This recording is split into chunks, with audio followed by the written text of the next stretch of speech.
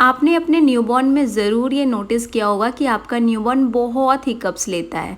तो ये नॉर्मल है, बेबी हिकअप्स पेट में ही सीख के आते हैं और बाहर निकलने के बाद ये पहला काम है जो बेबी सीखते हैं। घर पे लोग इतने कंसर्न हो जाते हैं कि कोई ना कोई ये ज़रूर बोल देता है कि बेबी को प्यास लगी है, उसे थोड़ा पानी दे दो, देखो कैसे हिचकी ले रहा है बेचारा।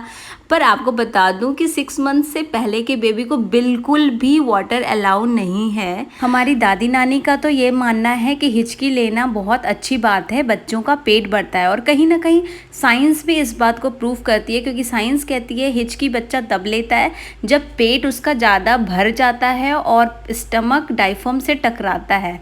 दादी नानी ऑलवेज रॉक्स।